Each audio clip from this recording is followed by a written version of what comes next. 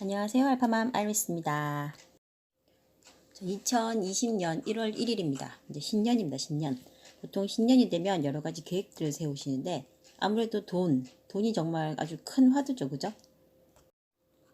다름 아닌 전업주부가 어떻게 하면 돈을 벌 수 있을까? 정말 이런 것에 대해서 저는 정말 고민을 많이 해봤어요. 정말 좋은 직장 다니시는 분들은 결혼을 해도 계속 뭐 출산 휴가고 뭐고 다 이렇게 휴가가 나오는 그런 직장 같은 경우는 결혼한다고 직장을 그만두고 그러진 않죠.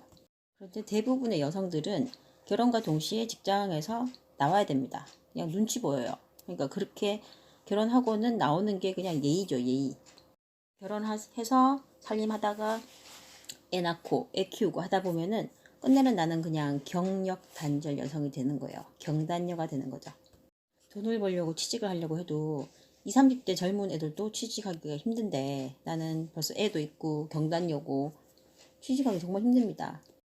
그래서 취직하지 않고 이제 전업주가 돈을 벌려면 자, 부동산이 있는데 자, 부동산 같은 경우는 어떻게 취득을 하겠어요? 돈 주고 부동산을 사야겠죠. 부모님이 굉장히 부자시거나 아니면 남편이 사업을 해서 돈을 엄청나게 버시는 분들은 예, 전업주부인 아내가 부동산으로 재테크 하시면 됩니다. 그런데 남편이 그냥 직장 생활을 해요. 그런데 뭐 월세를 받을 정도로 부동산을 산다. 그거는 정말 거의 불가능한 일이죠. 그러니까 부동산은 아무래도 힘듭니다. 그렇다고 창업을 할까요? 물론 사업 수완이 되게 좋으신 분들도 있으세요. 예, 그래가지고 창업을 해서 전업주부 하다가 창업해가지고 돈 엄청나게 버시는 분들도 계시지만 아무래도 이 유튜브를 보시는 분들은 저처럼 되게 이렇게 마음이 약하고 또 이제 위험 부담이 너무 불안해서 창업은 엄두도 못 내죠.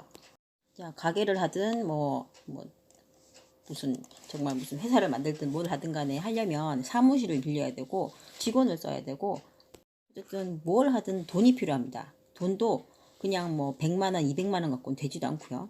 네, 적어도 사무실 하나 빌리려면 보증금 내고 월세 내야 되니까 뭐 기본은 뭐 몇억 이렇게 필요하죠. 여기서 제가 말씀드리는 전업주부라는 것은 그러니까 전업주부가 그런 뜻인 꼭 아니지만 아닌 전업주부도 많지만 여기서 제가 말씀드리는 전업주부의 대상은 남편이 직장생활을 해요. 그러니까 남편이 월급쟁이에요. 그리고 나는 그냥 전업주부로서 계속 살아왔던 거예요. 그런 경우에 돈을 벌 수 있는 방법에 대해서 알려드리고자 합니다. 자, 그럼 먼저 종잣돈을 만들어야 돼요. 근데 만약에 20, 30대 주부다 하면은 종잣돈 없습니다. 그래서 결혼한 지 얼마 안 됐거나 아니면 아기를 낳은 지 얼마 안 돼서 이게 너무 어린 경우에는 제가 별로 권하고 싶진 않아요. 근데 아이가 어느 정도 커서 어린이집을 다니고 이 정도 됐으면 시도해 볼 만합니다. 자, 그래서 종잣돈이라는 게 뭐 몇 억을 모으라는 게 아니고 적으면 50만 원 아니면 한 100만 원 정도부터 그 정도만 있으면 충분히 시작하실 수 있는 게 있어요. 자, 그게 뭘까요? 바로 주식입니다. 자, 뭐 주식 얘기 다 들어봤는데 다 돈을 날렸다는 얘기밖에 안 들어봤다. 다 그러시겠죠. 예, 저도 이제까지 돈 정말 많이 날려봤습니다. 그래서 말씀드리는 거예요. 제가 결혼하고 지금 21년 차인데요. 계속 이런저런 재테크를 정말 많이 해봤어요. 다 해봤는데 정말 역시 대답은 주식밖에 없구나. 지금 2019년 12월 30일 날짜 보이시죠? 제가 무슨 사기를 치자는 것도 아니고 뭐 제가 이거를 여러분한테 가르친다고 해서 제가 돈을 버는 것도 아닌데 정말 이렇게 저도 고생을 너무 많이 했기 때문에 좋은 방법을 그래서 알려드리는 거예요. 자, 여기 금액이 나오잖아요. 빨간색으로 나오는 금액이 돈을 벌었다는 뜻이거든요. 자, 2019년 12월 16일 날 62만 원 벌었습니다. 하루 만에. 그리고 쭉쭉쭉쭉쭉 이렇게 적게 번 날도 있고 많이 번 날도 있는데 어쨌든 12월 30일 날 10만 2,513원 을 벌었습니다. 자, 어떻게 하면 이렇게 벌 수 있는지 자, 이제 쭉 끝까지 시청해 주시면 감사하겠습니다. 자, 주식에 조금이라도 관심이 있으신 분들은 미국에 있는 부자 워렌 버핏에 대해서 아실 거예요. 자, 워렌 버핏은 어떻게 투자를 하죠? 장기 투자를 합니다. 자, 워렌 버핏은 주식을 사서 팔고 해가지고 차익으로 돈을 버는 이게 주식 부자예요.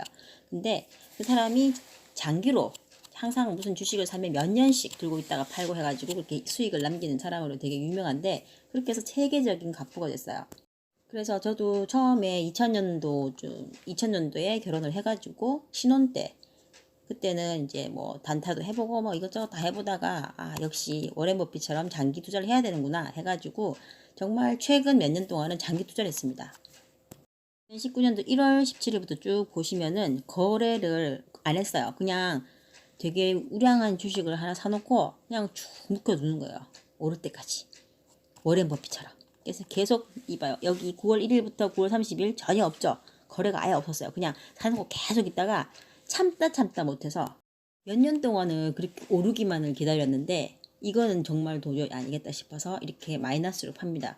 2019년 10월 23일 하루에 76만 원을 손해봤고요. 그 다음 날은 하루에 282만 원을 하루에 287만 원.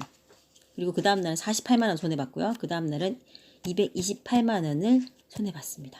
정말 아주 기가 막히죠. 몇 달 동안 거래 전혀 없다가 하루에 이렇게 손해를 보고 판 이유가 뭘까요? 드디어 깨달았는 거죠. 여기는 미국이 아니다. 그리고 나는 워렌 버핏처럼 부자가 아니다. 그래서 워렌 버핏의 장기 투자는 나한테 맞지 않는다. 라는 거를 드디어 발견한 겁니다. 엄청난 수업료를 내고서 말이죠. 자, 이렇게 손해받는 이게 바로 수업료입니다. 수업료. 현장에서 주는 수업료입니다. 지금 여기 수치상으로 나타나는 게 이 정도인데요. 사실 이전에 한 7, 8년 전에는 몇 천만 원도 날려먹었어요. 그러니까 그 정도로 제가 주식하면서 계속 돈을 날려먹기만 했습니다. 그러면 이렇게 묻겠죠. 계속 날려먹는데 왜 진작 안 그만두고 계속 했느냐. 근데 이게 왜 그러냐면요. 이게 정말 이렇게 실현 손익은 많이 났어요. 근데 어떠냐면 중간중간에 이익이 몇 천만 원씩 납니다.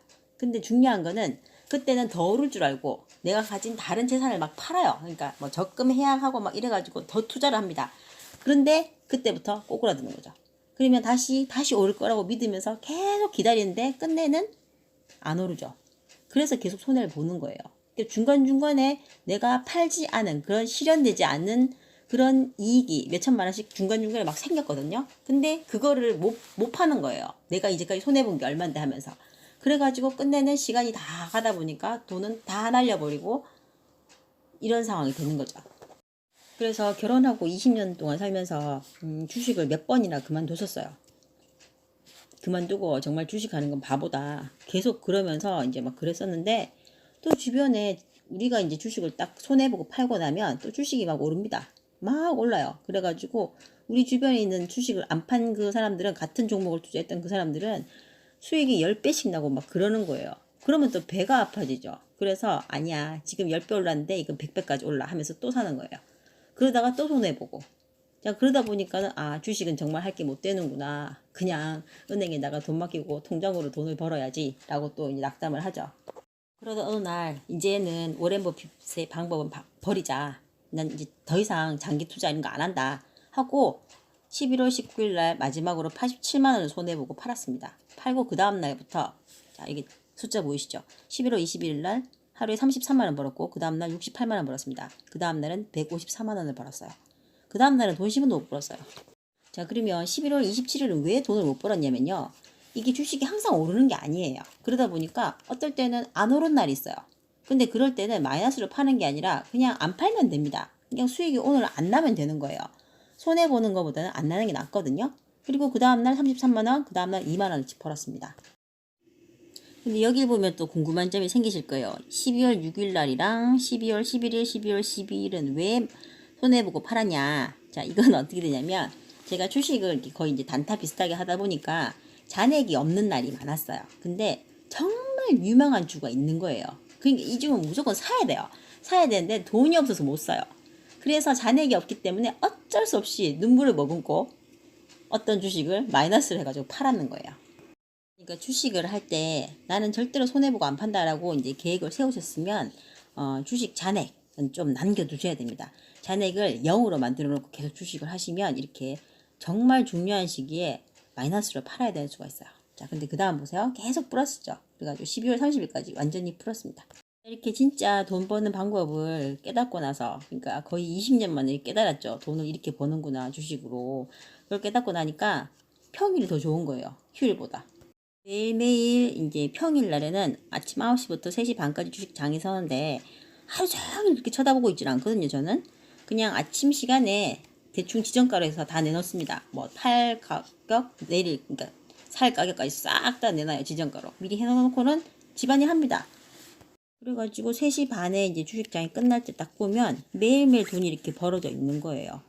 그러니까 이렇게 간단한데 정말 이 간단한 원리를 사람들이 조금 욕심을 내다 보니까 돈을 많이 날린 거예요. 저는 제가 한 거의 20년 가까이 주식을 이렇게 사고 팔고 또 중간에 쉬기도 하고 하면서 날려먹은 몇 천만 원을 이제는 이제 정말 만회를 하려고 이제 합니다. 이런 방식을 드디어 깨달았으니까. 근데 여러분들은 아직 시작도 안 해주셨다면은 저처럼 마이너스는 아니잖아요. 그러니까 한번 시작해 보세요.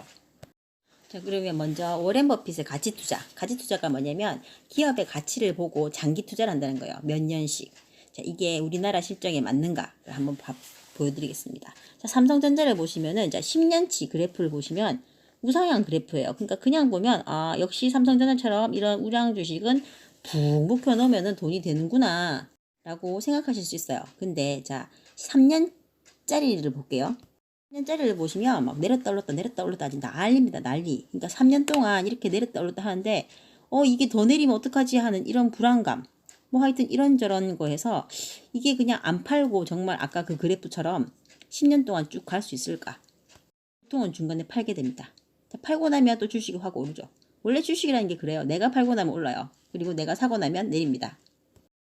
자, 현대차를 보겠습니다. 자, 주식을 잘 안 하시는 분들은 현대자동차라고 하면 되게 익숙하죠. 그거를 주식시장에선 현대차라고 하더라고요. 자, 현대차 보시면은 이 나라에서 되게 큰 회사죠. 그죠? 그러니까 되게 우량 기업인데 그러니까 워렌 버핏 같은 경우는 이런 현대차로 투자를 하겠죠. 근데 보세요. 그래프를 10년 동안 만약에 워렌 버핏처럼 쭉 들고 있었으면 완전히 거꾸로 내려갑니다. 우하향입니다. 우하향. 자, 이렇게 계속 들고 있으면 돈 다 날려요. 그러니까 이런 현대차 같은 경우는 단타가 났죠. 그러니까 금방 사서 금방 파는 거. 자, 포스코 같은 경우도 쭉 내려가죠. 되게 우량 기업인데. 자, 그래서 또 되게 우량 기업으로 유명한 셀트리온을 한번 보겠습니다. 자, 우리 셀트리온을 어떻게 사게 됐냐면 되게 우량 기업이다. 이래가지고 완전 몇 년 전부터 사서 들고 있었어요. 근데 그래프 보시면 아시겠지만 그냥 옆으로만 갑니다. 옆으로만. 몇 년 전에는 이게 오를 생각도 안 하고 계속 옆으로만 가요. 그러니까 정말 이렇게 큰 돈을 이렇게 주식에 맡겨놨는데 이게 전혀 안 오르니까는 차라리 이거를 은행에 넣어놓으면 은행 이자라도 받지라는 생각이 너무 많이 드는 거예요. 그래가지고 지치다 못해 끝내는 다 팔았어요. 팔고 나니까 그래프가 갑자기 확 쏟았죠. 그래가지고 뭐 저희 지인들이나 이런 사람들 뭐 재산이 뭐 몇 배가 됐니 뭐 이러면서 막 되게 좋아하는데 우리는 배 아파 죽죠. 그래가지고 야 우리는 주식은 안 맞아 하고 이제 계속 그렇게 하고 있다가 정말 옆에 사람들이 막 재산이 몇 배씩 분 거 보니까 배가 너무 아파서 다시 주식을 사게 됩니다. 근데 그 뒤에는 보세요. 이제 완전 또 내려가죠. 그러니까 다시 사는 주식이 또 완전히 다 날려먹는 겁니다. 이렇게 해서 저희 식구가 몇 년 전에 돈을 몇 천만 원을 그대로 날려먹은 적이 있었습니다. 자, 아까 보여드린 대로 우리는 장기 투자를 하다가 완전히 다 손해를 보고 다시는 몇 년씩 들고 있는 그런 장기 투자를 안 하기로 합니다. 자, 그래서 이제 다시 셀트리온을 보시면은 자, 1년짜리 봤을 때 오르고 내리고 합니다. 그러니까 요거를 타임만 잘 맞으면 정말 작은 돈으로 몇 배씩 계속 늘릴 수 있는 상황이 되거든요. 근데 그거를 장기로 들고 있으면 오르고 내리고 하든지 말든지 계속 있어야 되는 거예요. 그래서 저는 오르고 내리고 이런 걸 이제 잘 이렇게 타서 이렇게 중간중간에 계속 이제 돈을 이제 벌었습니다. 자, 그러니까 요런 방식들을 제가 알려드리려고 하는 거예요. 자, 그리고 이제 셀트리온을 보시면은 주식을 사고 팔고 할 때 어쨌든 이제 주식 종목을 선정을 해야 되잖아요. 그때는 이 그래프를 다 보셔야 돼요. 3년, 10년, 뭐 1개월, 뭐 3개월 이런 거랑 그리고 외국인 소진율도 꼭 보셔야 되고 네이버 창에 검색하면 이렇게 다 나오거든요. 자, 외국인 소진율이 높단 말은 약간 안전한 회사란 뜻이에요. 그래가지고 삼성전자 같은 경우도 이제 이렇게 3년짜리, 10년짜리 쭉 보시고 그래프 보고 이렇게 좀 오를 것 같은 느낌이 들면은 사시면 돼요. 그래서 HLB 같은 경우 갑자기 확 올랐죠. 이런 급등주 같은 것들. 모나미도 전에 갑자기 확 올랐어요. 왜 올랐냐면은 한참 뭐 반일 운동하고 이럴 때 이제 일본 불매 운동하고 막 그럴 때 그때 이제 막 모나미 볼펜을 써야 한다 뭐 이래가지고 갑자기 올랐는데 그 다음 다시 다 내려왔죠. 그러니까 아주 단기간에 갑자기 오르는 거, 갑자기 엄청나게 오르는 그런 급등주들은 웬만하면 안 사시는 게 좋아요. 왜냐면 급등주는 남들이 다 사고 난 다음에 소문나고 난 다음에 사면은 끝내는 다 내려가요. 그렇기 때문에 손해를 많이 봅니다. 그러니까 이런 주들은 정말 적극 말리고 싶어요. 자, 그리고 삼성전자 같은 경우도 왜 우량주라고 하냐면 외국인 소진율이 정말 높습니다. 자, 57.01% 엄청 높죠. 정말 그만큼 탄탄한 회사라는 건데 자, 그러면 탄탄한 회사인지 안 탄탄한 회사인지를 어떻게 구별을 하느냐. 자, 네이버 창에다가 코스피 시가총액 딱 치면은 시가총액 순위 이렇게 딱 치면 1위부터 쭉 나오는데 1위가 삼성전자예요. 자, 그러니까 여기 상위권에 있는 회사들이 되게 탄탄한 회사라는 뜻입니다. 자, 그래가지고 이제 삼성전자를 이제 검색을 해보는 거죠. 그리고 코스닥 같은 경우도 시가총액 순위 나오면은 셀트리온 헬스케어 이게 1등입니다. 자, 그러니까 이게 1등부터 시작해서 쭉 이제 보는 거예요. 이렇게 일봉, 주봉, 월봉 뭐 이런 거 쫙 보고 이 봉이라는 게 뭐냐면 일봉이란 말은 하루 주식 거래량이 하나의 막대 그래프로 나오는 거고 주봉은 일주일치가 그렇다는 거예요. 그리고 요거는 그냥 이제 종가를 그냥 선으로 이어놓는 건데 대충 이제 흐름을 볼 수 있죠. 지금 지금 되게 주식이 싼 편이구나. 그리고 뭐 이렇게 그러니까 이제 뭐 신생 회사 같은 건 약간 조금 위험할 수 있으니까 웬만하면은 3년 이상 되는 그런 회사를 보고 그래프가 3년이 나오는 그런 회사를 선택하시는 게 안전합니다. 그리고 헬스케어 이것도 외국인 보율이 좀 높죠. 자, 제가 주식 거래한 거 하루치를 보여드릴게요. 자, 이날 당일 실현손익이 18만 7,261원이 나왔어요. 근데 딱 보면 눈에 띄는 게 총평가 손익 해가지고 마이너스 88만 원 나왔는데 절대로 여기는 현혹되지 마셔야 돼요. 자, 여기 보시면은 주식을 여러 개 사놓다 보니까 어떤 거는 오르고 어떤 건 안 오르고 이래요. 그리고 이날도 지금 11만 6천 원을 벌었거든요. 그러니까 오르는 것만 팔면 됩니다. 여기 지금 마이너스 돼 있는 거 그냥 무시하시면 돼요. 안 팔면 돼요. 손해본 걸 파니까 문제인 거죠. 자, 여기 지금 주문 가능 금액. 뭐냐면 잔액이 있어야 된다는 거죠. 아까 말씀드린 것처럼 정말 사고 싶은 주가 있는데 이 잔액이 없으면 살 돈이 없잖아요. 그러니까 이렇게 딴 거를 마이너스 해가지고 팔아가지고 그 판돈으로 다른 주식을 사게 됩니다. 그러니까는 웬만하면은 어떤 주식을 좀 이제 시세 차익을 남겨서 좀 이득을 보고 팔았잖아요. 팔고 이제 돈이 그러면 잔액이 남잖아요. 그러면 그거를 또 바로 다른 주식 뭐 어디 또 싼 거 없나 뭐 이렇게 해가지고 골라가지고 사지 마시고 좀 놔두세요. 그러니까 웬만하면 이 주식 계좌에 잔액이 남아 있어야 돼요. 그래야지 사람이 조급해지지가 않고 또 급하지가 않아요. 그래가지고 정말 사야 될 거 있을 때 딱 살 수 있어요. 시장이 9시에 시작을 하는데요. 9시부터 한 10시 반 이때까지 엄청나게 활발한 거래가 일어납니다. 그래서 그때 갑자기 주가가 확 오르는 주가 상당히 많아요. 그러니까는 아침에 딱 일어나서 주식을 이제 9시에 키잖아요. 켜면은 저는 이제 무조건 지정가로 해서 종목마다 지금 현재 내가 그 주식을 샀는 가격보다 훨씬 더 플러스 되게 그러니까 예를 들어서 뭐 2% 3% 이상씩 해가지고 찔끔찔끔 내놓습니다. 그리고 또 이제 내가 샀는 가격보다 훨씬 싼 가격으로 해서 이제 사는 거 그러니까 매수 주문도 지정가로 해서 한참 낮은 가격으로 해서 찔끔 내놓아요. 그래서 주식 장이 끝날 때쯤에 보시면은 자 이게 제가 하루 동안 이제 거래했는 건데요. 보시면 정말 찔끔찔끔 내놨어요. 뭐 한 주, 세 주, 다섯 주, 두 주, 뭐 세 주 이런 식으로 저는 이렇게 내놨습니다. 이런 것들이 막 몇백 주씩 있는 주도 있고 뭐 50주 이렇게 있는 것도 있는데 찔끔찔끔 내놓는 이유는 그게 안전하기 때문에 그래요. 어떤 주식이든 간에 오를 확률 50%, 내릴 확률 50%입니다. 근데 그걸 아무도 몰라요. 아무리 그래프상이 이렇게 됐다 해도 갑자기 급등할 수도 있고 갑자기 내릴 수도 있거든요. 그러니까 이게 적립식 펀드 같은 그런 개념으로 하는 거죠.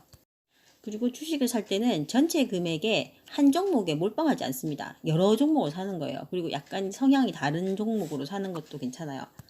그래가지고 이 종목이 오를 때 저 종목은 내리고 또 저 종목이 오를 때는 이 종목이 오르고 뭐 이런 식으로 그러면 항상 이렇게 팔 수 있는 종목이 생기는 거죠. 그렇게 이제 저는 해놓거든요. 그리고 절대로 손해보고는 팔지 않습니다. 그러니까 아까 제 수익창 보여드렸던 것처럼 계속 이렇게 다 플러스잖아요. 그죠? 최근에는. 그러니까 그런 식으로 저는 이제 계속 할 거예요. 그러니까 그렇게 되려고 하면은 한 종목을 과도하게 사지는 않는 거죠. 그렇게 해야지 이 종목이 어떤 한 종목이 막 이제 하향선을 계속 그리고 있을 때 그걸 견딜 수 있는 힘이 생겨요.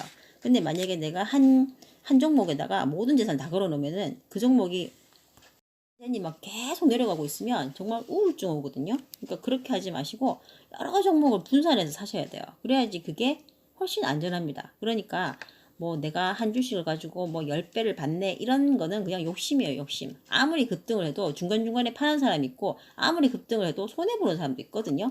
그러니까 그런 거 생각하시고 오를 때 조금씩 나눠서 팔고 또 내릴 때 조금씩 나눠서 사야 됩니다. 그리고 한도 끝도 없이 내려간다고 계속 사면 안 되죠. 그러니까 만약에 내가 500만 원을 전체 이제 주식으로 투자를 했는데 만약에 내가 종목을 한 5개를 샀다 하면은 한 종목에 적어도 아니죠. 최대 100만 원 선을 안 넘어야 돼요. 그러니까 전체가 500만 원이면. 그러니까 이제 무조건 나눠서 종목도 나눠서 사고 파는 것도 나눠서 팔고 사는 것도 나눠서 사고 원칙을 잘 세우면 됩니다. 원칙을 나는 절대로 손해보고는 안 판다. 이렇게 원칙을 세우시고 하여튼 조금 과욕은 금물이고 무리해서도 안 되고 절제를 엄청나게 배울 수 있는 게 주식시장이거든요.